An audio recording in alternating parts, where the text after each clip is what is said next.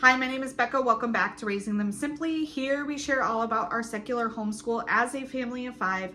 Today we're going to be chatting a little bit about different budgeting tips and tricks that we use for our homeschool to make homeschooling more affordable for our family and hopefully help you as well.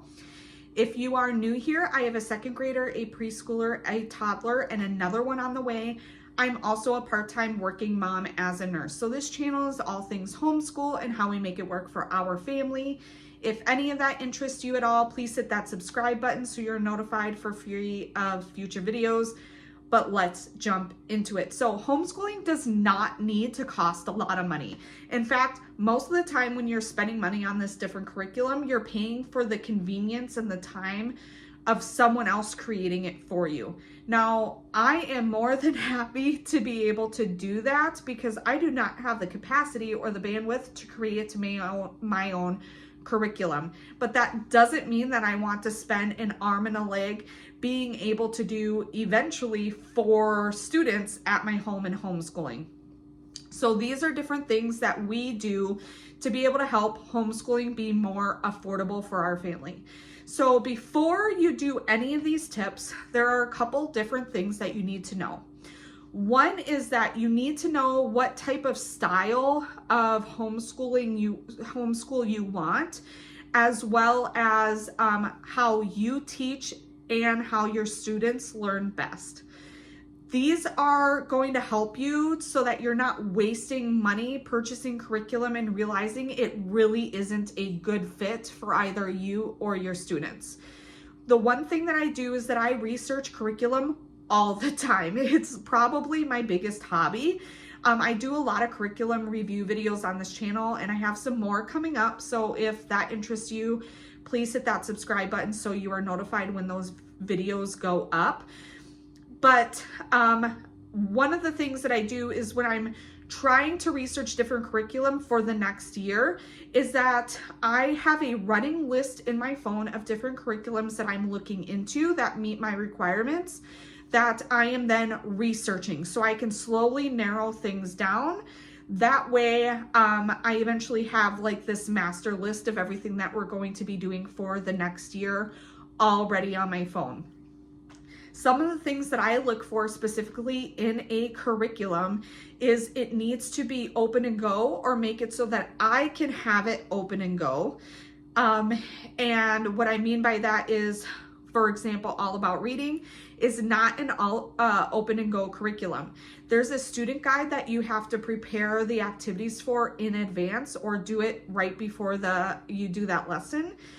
I cut everything up, I laminate it, divide it into sections, and I have it ready to go so it's open and go when we actually get to that lesson. So that is something that I have to have in a curriculum to work best for us. I also really prefer something that is literature based so that there's lots of living books and different things in our curriculum. And I also prefer it to be family style because let's face it, I'm eventually going to have 4 learners, and even though I don't have that right now, I have a toddler and going to have a baby that I'm going to have to be juggling while doing our school. So it's just not practical for me to have 2 different sciences or 2 different histories for my 2 current students, nor is it realistic eventually when I have 4 learners to be doing 4 different curriculums.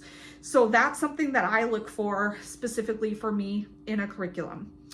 The next thing that I look for is what my students do to learn best with. Now, I am very fortunate in the fact that my students learn best with activities, with books, and with videos. Now, this might not be the case for you. The curriculum I end up picking, I make sure that they have all of those boxes checked off for me. So that way I'm not needing or feeling the need to have to supplement and find all these different things to add into my curriculum. Now, let's say you have a student that learns best only through literature, then you know that you need a curriculum that focuses more on that. Versus if you have a learner that only really learns well with hands-on activities, you're going to want to pick a curriculum that has all those activities already built into that curriculum or where you're able to do that easily. So those are things you want to keep in mind when looking and picking at curriculum. So once I figure that out, the next thing that I'm looking for is I'm looking for curriculum that I can either make open and go or is already open and go, and looking at curriculum that could be a PDF format. What I mean by this for open and go, pretty self-explanatory. I want to be able to do no work or as little prep as possible when it comes to actually starting my lesson for the day. Now, All About Reading is not an open and go curriculum, but I'm able to make it that way. For the PDF curriculum, I want to make sure that I can use this curriculum over and over again and not have to pay for my curriculum to be shipped to me and printed and bound and sent to me over and over again. One example of this would be Math with Confidence. Now, Math with Confidence does have a PDF curriculum available. So if you have a binding machine and a good quality printer, we have a Epson EcoTank, which is amazing. I have printed well over 1,000 pages at this point and I have not had to refill my ink. So I will leave my binding machine and my printer linked down below if you're interested in those. But I would be able to print off my activity guide and bind it so that way I don't have to, I just pay it for it the one time and I can then use that same curriculum for each of my 4 kids. I just have to pay for printing for that ink that each time I need to print it out. So that is something that I look for when I'm looking at specific curriculum. Now that I have my curriculum picked out and I have it printed or sent to me, I am looking at different sales. So like I said, I have in my notes app, I have a list of all the curriculum that I am looking for and using. I will leave little comments in there such as this company usually has a sale in June, or I will put a comment in there, all of the books that are required for the spines for that curriculum. That way, anytime I go onto thriftbooks.com, I could take a look at those and purchase them slowly. I can look for them at thrift stores and not having to remember exactly which books I am needing.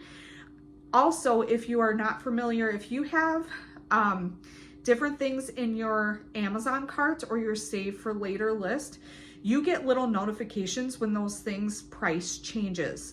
This overall has probably saved me the most amount of money because I can slowly purchase these things over time and I'm not having to spend more money last minute to get that book that is either not available at my library, that I have to purchase brand new because I need it right now and I don't have time to wait for a used copy to show up, or I'm needing to make multiple orders for things. This has saved me the most money to be able to slowly purchase these things over time and not feeling rushed to be able to get those.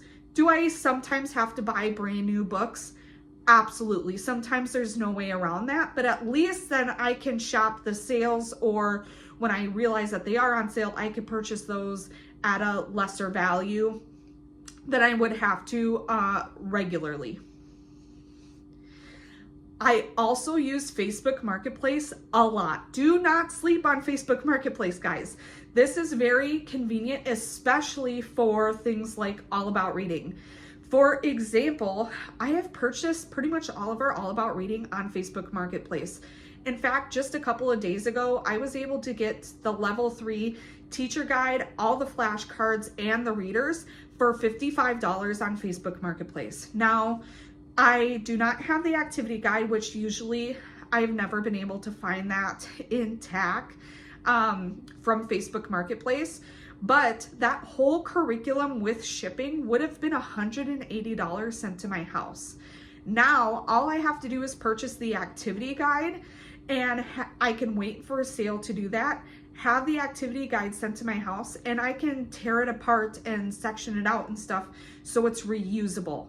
So I use Facebook Marketplace a lot for things like All About Reading.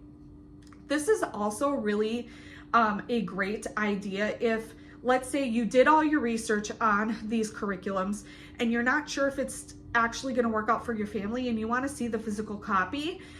You can purchase something for pretty inexpensively on Facebook Marketplace. so you can have a physical copy to look through to see if it would be a good fit. And if it's not, you could sell it back on Facebook Marketplace for the same price you bought it. And if it does work out, you still bought it for a fraction of the price. I'm actually going to be picking up a copy of Middle Times of Story of the World for next year, because I'm looking at a curriculum that I might potentially going to, and I found the activity guide that was not used and the book for only $20 on Facebook Marketplace. So do not sleep on Facebook Marketplace, you guys. It helps a lot. I know some people, like Mary Barfield has mentioned this a lot, where she's able to go to the thrift store and purchase these books slowly, or sometimes finds curriculum. I don't live in an area where there's a lot of homeschoolers that are selling their curriculum at thrift stores, or have given their curriculum to a thrift store, but that is also a great option if that's available in your area. And my last tip for you guys is to not feel the need to have to do everything. Now, this has to do with two different situations. One, just because someone else is doing a handicraft over here and someone else is using two different history curriculums, and this person is using this art curriculum and this subscription box, does not mean that you need to use it for your homeschool. A lot of times, especially at the beginning of the year, I notice so many people end up over purchasing curriculum or things for the school year, and then they either find out they don't have the capacity to actually implement it, or it quickly gets dropped. I am guilty of this as well, but it is a really good reminder to just say, hey, I only have the capacity to do one history curriculum, and that's really all I need for my homeschool. Or maybe I do want to do a handicraft, but I'm just going to pick one that we could slowly do throughout the year versus 3, so we do one for each term. Really look at the capacity that you have as a teacher, as well as what your funds can allow and what your students are actually interested in before you go ahead and purchase all this extra stuff. But this also has to go for the activities and stuff that are involved in your curriculum. We have used different curriculum before where they have a cooking recipe for that week, but they also have an art project, and they have this cool craft that has all these things in it that you don't have at home. I don't have to do all 3 of those activities in one week. I could just pick 1 or 2 with the things that I already have at home, or find a supplemental item for one of those instead of purchasing it for that week, instead of feeling like I need to do everything in that curriculum. You need to be able to chew the meat and spit out the bones sometimes. And especially if cost is a concern when it comes to your homeschool, just make sure that you are being more aware and cognizant that just because you purchase the curriculum doesn't mean that you have to utilize every single resource that's available to you. So that's what I've got for you guys for today. I really hope all that was helpful and useful to you. I do wanted to make a caveat here too, that I am active on Instagram. I'm trying to get better at it, but I do a lot more day in the life little vlogs and stuff like that on there, and some reels. So if any of that interests you, I always have my Instagram and stuff down below. I also have an email there should you want to contact me. My Instagram is just Raising Them Simply, same as it is on here, and I would love to see you guys follow along there, because I don't show my kids' faces and share their names and stuff like that online. That is something that's a little bit easier for me to show more day in the life stuff and things like that. So I would love if you guys followed along, but I hope you liked this video. Please give this video a thumbs up if you enjoyed it. It helps me know what kind of videos you like to see on this channel. Leave a comment down below. Let me know what are some tips and tricks that you use in your homeschool to make it a little more cost effective for you. I would love to know. And hit that subscribe button. It is a free way for you to be notified of future videos, and I can't wait for you to catch us next time. Bye.